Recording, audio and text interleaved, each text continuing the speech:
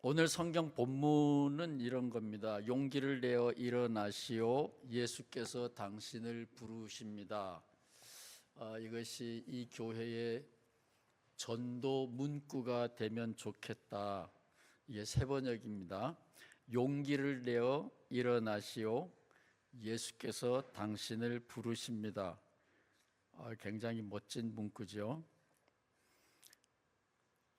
성경 한 구절 더 읽어드리겠습니다. 같은 마가복음 8장 36절입니다. 사람이 만일 온 천하를 얻고도 자기 목숨을 잃으면 무엇이 유익하리요? 너무나 상식적인 말인데 성경에 들어있으니까 근사해 보이나요? 예수님께서 하셨으니까 근사해 보이나요? 저처럼 예수님도 이기적이기 때문에 제가 예수님하고 친구가 될 수 있습니다. 온 천하를 얻고도, 세상을 다 얻고도 자기 목숨을 잃으면 무엇이 유익하겠느냐? 교회에서는 이기심을 자꾸 버리라 그러죠. 높은 사람들은 대를 위하여 소를 희생하라. 내일이 메모리얼 데이인가요? 국가를 위하여 젊은이들은 자기를 희생하라. 그러면 누가 좋을까요? 근데 저는 이 이기적인 예수님이 참 좋습니다. 온 천하를 얻고도, 국가의 권력을 얻고도, 세상 황금을 다 얻고도 자기 목숨을 잃으면 무엇이 유익하겠는가? 저는 예수님이 정직해서 참 좋습니다. 물론 이 예수님의 말씀은 제자들이 쓴 거죠.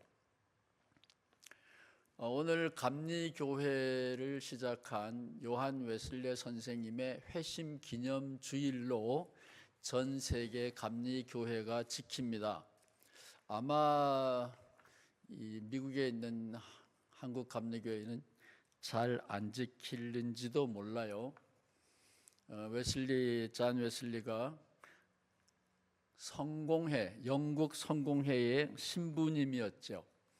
그러다가 뜨거운 체험을 하고 하나님의 말씀을 들고 길거리에 나가서 전도하기 시작을 했고, 영국 성공회 앵글리칸 처치는 하나님의 거룩한 말씀을 교회가 아닌 세상에 나가서 전한다 하여 웨슬리를 쫓아냈습니다.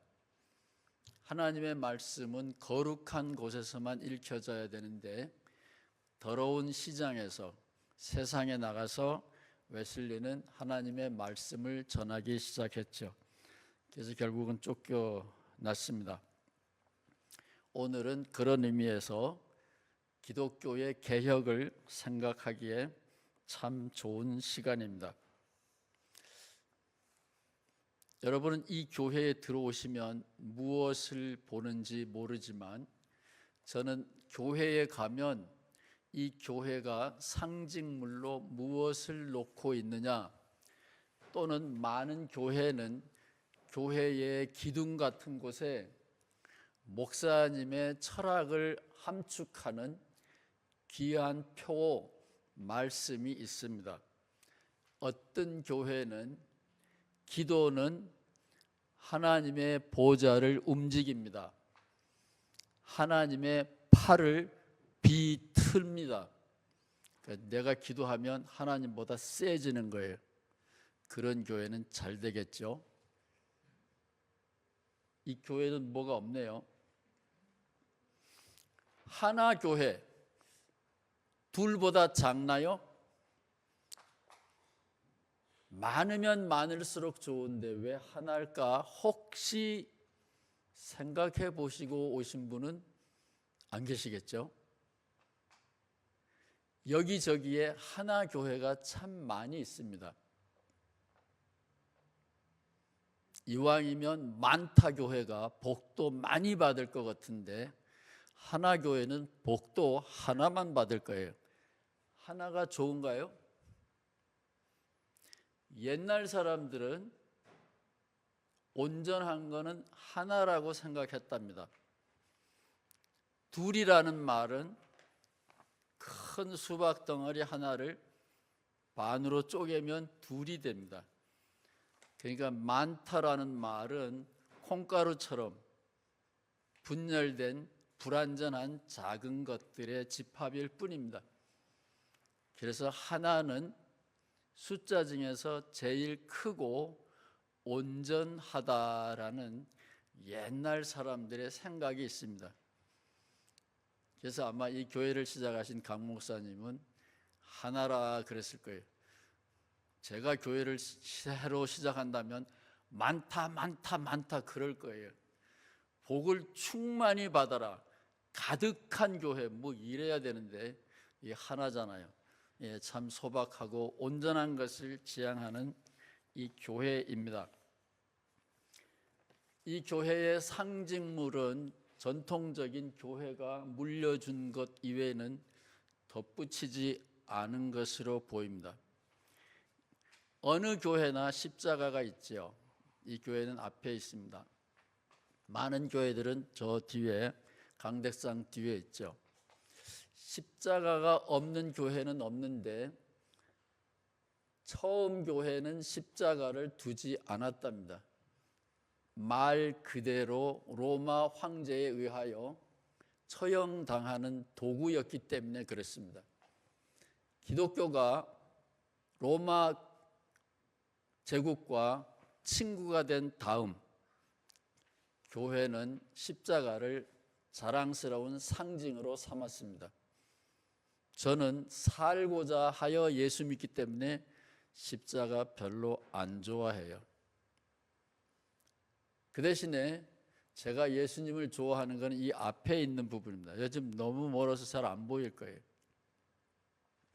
Do this in remembrance of me. 나를 기념하여 이것을 행하라. 뭐 하는 거죠? 우리 예배 마치고 꼭 하는 거 있죠.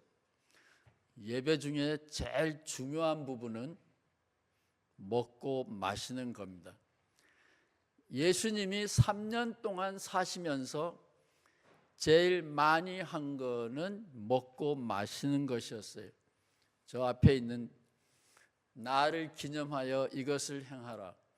먹고 마시는 거 하라는 겁니다. 그런데요, 여러분은 어떤지 모르지만 제가 LA에서 한때 목회를 하고 있었는데 예수님 생각하면서 이 먹고 마시는 거를 한번 해보려고 그랬어요. 그래서 교회 안에 테이블이 있습니다. 테이블에다가 번호를 매기고 참여한 교우들에게 번호를 뽑게 했어요. 1번 뽑히는 사람은 1번 테이블에, 2번 뽑히는 사람은 2번 테이블에 교우들을 섞어봤어요. 2번 하고 집어치웠습니다. 아무 하거나 먹고 마실 수 있나요? 이게 젊은이들은 융통성이 커가지고 마음이 넓어서 아무 하거나 어울려서 먹고 마시고 할 수 있나요? 늙은이들은 쪼그라들어가지고 심보가 고약해져서 먹고 마시는 일도 아무 하거나 하면 힘들답니다. 근데 예수님이 한 거는 바로 그거 한 거예요. 누구든지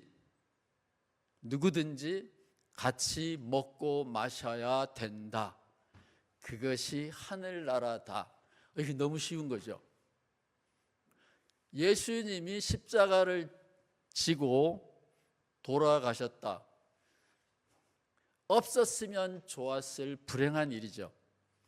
어떤 사람이 잘 살다가 교통사고로 비명행사했다. 말 그대로 사고입니다. 없어도 그 사람을 기억하고 그 사람의 생애를 돌아보고 값진 교훈을 얻는데 아무 지장이 없습니다. 사고이기 때문에 그렇습니다. 강성도 박사님은, 이 교회 담임 목사님은 불교 전문가입니다. 예수님보다 부처님 공부를 더 많이 하셨을 거예요. 그쪽에 박사님이시니까.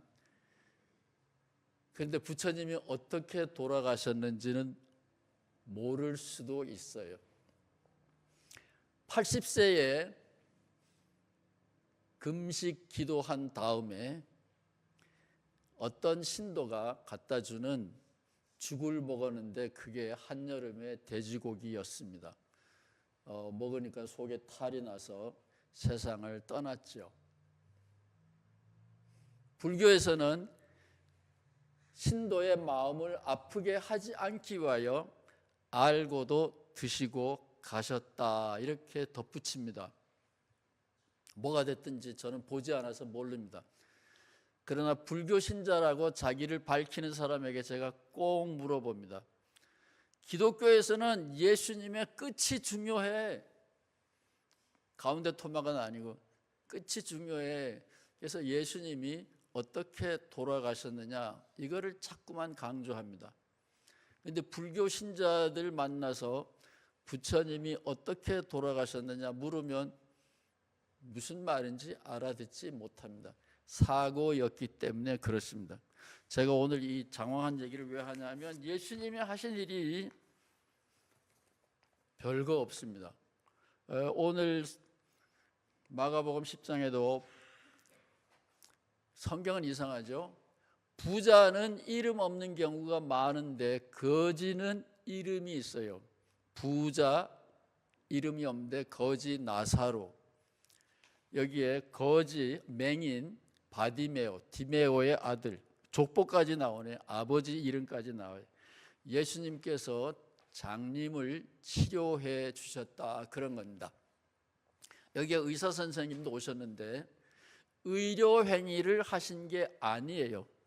예수님이 무면허 의료 행위를 하셨다면 처형당해도 싸지요. 예수님은 무면허 의료 행위를 하신 게 아닙니다.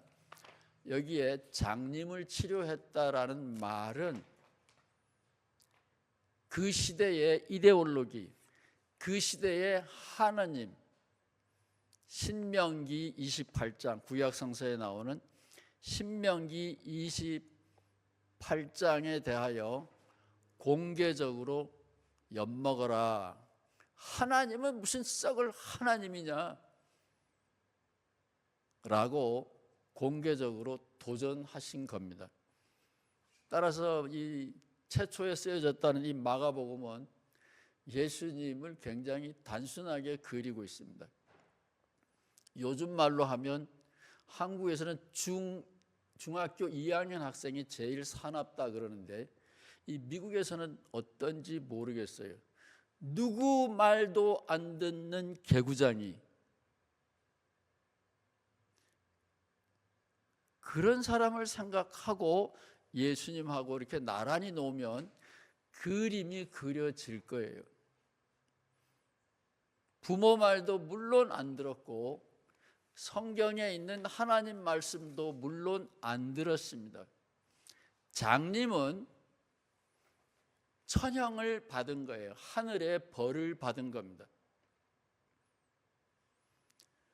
장님을 몰래 치료해 줬으면 예수님은 돈 많이 벌었을 거예요. 불치병자들이 계속 몰려드니까 예수님은 돈 많이 버셨을 거예요. 그런데 하나교회가 예배 보는 주일날 11시 바로 예배당 문 앞에서 이 하나교회가 찬양하는 그 하나님과 반대되는 행동을 공개적으로 한다. 우리 가만히 있으면 안 되죠.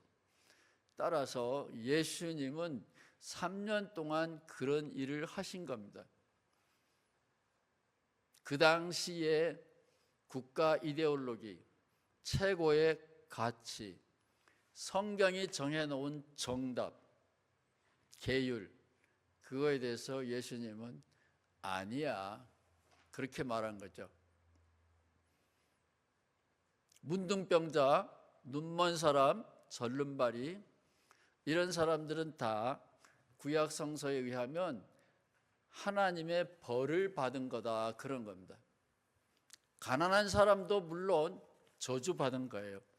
그래서 옛날 사람들은 가난은 하늘이 낸다라는 말을 썼는데, 북한에서 김정일 씨, 남한에서 박정희 씨, 그리고 조용기 씨가 우리도 부자 될 수 있다 외치기 시작했고, 그들이 외치고 10년, 20년 지나서야 우리도 부자 될 수 있구나 라고 사람들이 생각하기 시작했죠. 하늘이 하는 일이 있고 사람이 하는 일이 따로 있답니다. 예수님 시대에도 건강하고 잘 살고 부유해지고 이런 것들은 하나님한테 잘 보이면 받을 수 있는 축복이었습니다. 근데 예수님은 그것을 완전히 뒤집어 엎은 거죠.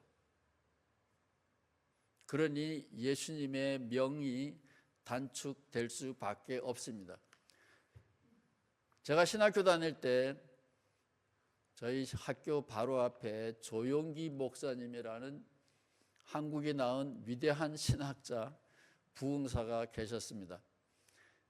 그분은 수요일마다 치유의 집회를 했고, 저는 수요일마다 예배당에 가서 설교를 듣고 참 잘한다, 그러나 당신은 예수는 모른다, 예수는 무면허 의료 행위를 한 건 아닌데, 조용기 목사님은 광고를 하십니다.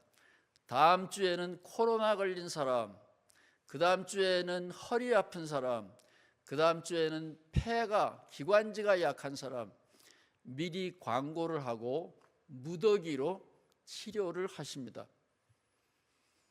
기적이 일어나는지 안 일어나는지 제가 확인은 안 해봤지만, 많은 사람들이 고침을 받았다고 간증하는 걸 보면 기적은 계속 일어났던 것 같아요.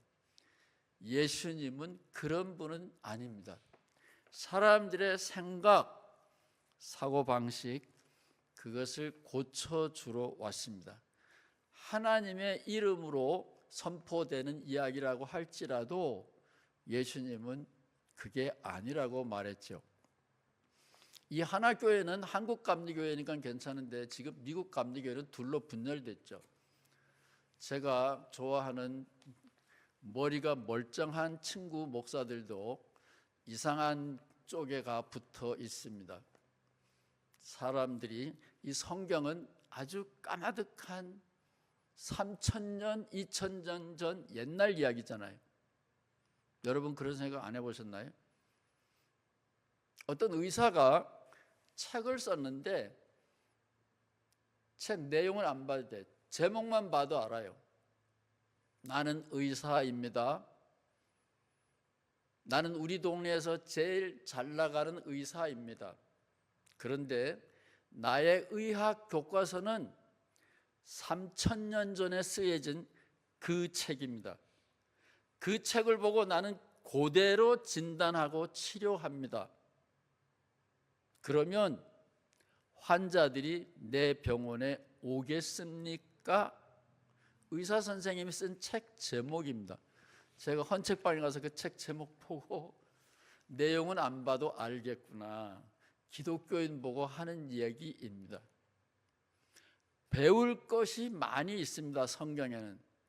그러나 이 성경을 그대로 고집하면 오늘 마가복음 10장에 나와 있는 바디메오, 장님, 나면서부터 장님된 사람은 하나님이 버린 사람이라 그래서 외면하게 되고 고통당해도 싸다라고 벌 주는 편에 서게 됩니다. 기독교는 그렇게 어려운 게 아닌데, 지금의 기독교는 예수님을 너무 무시해요. 자기가 따르지도 못할 십자가는 자랑합니다. 그래서 예수님을 세이비어, 리디머라고 하죠. 리디머는 우리의 빚을 갚아줬다라는 말입니다. 세이비어는 물에 빠진 우리를 구해주었다라는 말입니다. 저는 예수님을 선생님, 랍비 이렇게 부르기를 좋아하고, 요한복음에 보면 예수님이 제자들 보고 너희는 내 친구다 이런 말도 합니다. 그거는 졸업식 때 하는 말이라 그럽니다. 어떤 학자들은 우리 이제 동창생이야, 동문이야, 같은 학교 출신이야, 이렇게 졸업식 때에 선생이 제자들에게 우리는 사제지간이 아니라 친구지간이야 이렇게 말한대요. 그 요한복음에 있습니다. 저는 예수님은 나의 구세주. 그러면 멀어요. 너무 멀어. 가까이 하기엔 너무나 먼 당신이죠. 그러나 나의 선생, 나의 친구. 저는 평생 교실의 축복을 받았기 때문에 제 꿈이 국민학교 선생이 되는 거였는데 박정희 장군이 막아서 선생이 못 돼서 지금 요 모양 요 꼴로 슬피 인생의 마지막 길을 가고 있습니다. 저는 국민학교 선생이 됐으면 너무 행복했을 것 같아요. 예수님도 행복하게 선생님 노릇 잘하고 세상을 떠나신 것 같아요. 예수님이 우리에게 가르쳐 준 거는 그렇게 거창한 게 아닙니다. 편견을 버려라. 생명을 소중하게 여겨라. 고정관념을 버려라. 고정관념을 버린다는 게 굉장히 어려워요. 한국에서 어떤 모임에서 서울대학 교수님인데 장로님이 간증하는 것을 들었어요. 자기는 운동권 편에 서 있는 훌륭한 돈독한 진보적인 장로님이셨는데 노동 문제는 이제는 세상이 다 알았어요. 노동자가 얼마나 힘든지. 그래서 많은 노동법이 개혁이 됐습니다. 그런데 여성 문제가 생기고 동성애 문제가 생기고 그랬을 때 장로님은 노동자 편에는 섰지만 여성도 사람이다. 동성애자도 하나님의 백성이다. 그거는 한동안 막 목숨 걸고 반대했다는 거예요. 왜냐하면 성경에 있으니까. 그러다가 뒤늦게 회개했다고 간증하는 것을 제가 직접 들었습니다. 성경은 생각하고 읽어야 되는 위험한 책이랍니다. 예수님을 잘 보면 혼돈에 빠질 이유가 없습니다. 예수님은 중학교 2학년 학생 정도의 개구쟁이다. 그렇게 생각하시면 돼요. 어른들이 하지 말라 그러면 꼭 한번 해봐요. 확인을 한번 해봐요. 이거 먹으면 큰일 난다. 큰일 나는지 안 나는지 실험을 한번 해봐야 알죠. 그래서 오늘 이 마가복음 10장에서 예수님이 바디메오에게 일어나시오. 네 발로 서라는 거잖아요. 가던 길을 멈추고 눈여겨보시고, 다른 성경에 보면 눈여겨보시고 그의 손을 잡고 일으켜 주었습니다. 기독교는 그거 하는 거예요.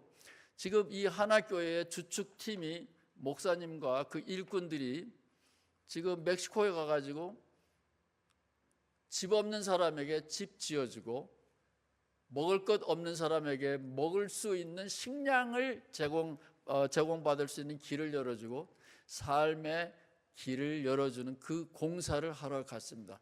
우리는 후방에 있는 응원 부대입니다. 어디서든지 땀 흘려 일하는 이 하나교회의 근로선교팀, 저는 그렇게 말하고 싶어요.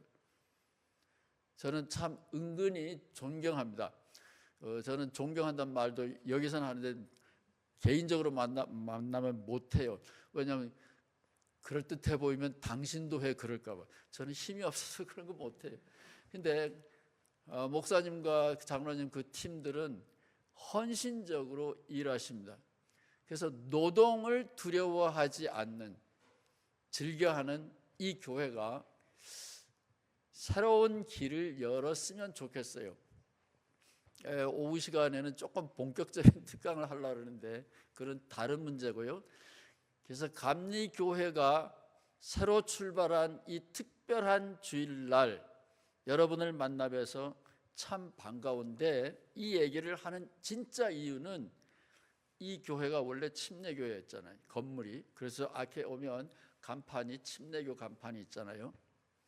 미국에서 크리스찬 숫자로 제일 많은 교파가 침례교입니다. 침례교는 지금 빠른 속도로 몰락하고 있는데, 한국은 아닌 것 같은데 몰락하고 있는데, 이유는 세례라는 그 엉터리 입교식 말고 물에 풍덩 들어갔다가 나오는 온전한 세례, 침례를 받는 사람만이 천당 갈 수 있다. 이유는 좋아요. 성경 그대로 믿자.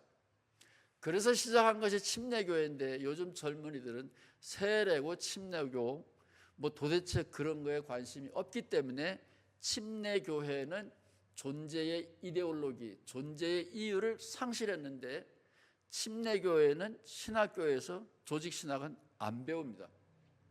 자세한 얘기는 필요 없고요. 그래서 성서신학과 예배학 쪽만 해요. 그러니까 교회가 무너져도 다시 일으켜 세울 실력자가 없는데, 그 침례교 신학교 교수가 책을 하나 썼어요. 아니, 조사를 했어요. 무엇을 가슴 아프게 생각하냐 하면 여러분에게도 질문을 드리는 겁니다. 비기독교인과 기독교인이 교회 바깥에서는 생활에 차이가 안 난다라는 조사 보고서입니다. 젊은이들도 늙은이들도, 가정에서 폭력, 학교에서 컨닝구, 가게에서 슬쩍슬쩍. 지금 미국의 월마트이 거의 포기 상태라 그러죠. 홈리스들이 달려들어가서 마구잡이로 가져가는데 어떻게 해볼 수가 없다 이게. 원래는 물건의 몇 퍼센트는 로스 처리해서 되게 돼 있는데, 지금은 그 한계를 넘어섰다. 세상이 달라지고 있는 겁니다. 크리스찬들이 교회에서는 그럴듯한데 세상 나가서는 차이가 없다. 그것을 쓴 사람은 로날드 샤이더라는 신학자인데, 그분은 침례교는 신학이라는 게 성경으로 돌아가자밖에 없어요.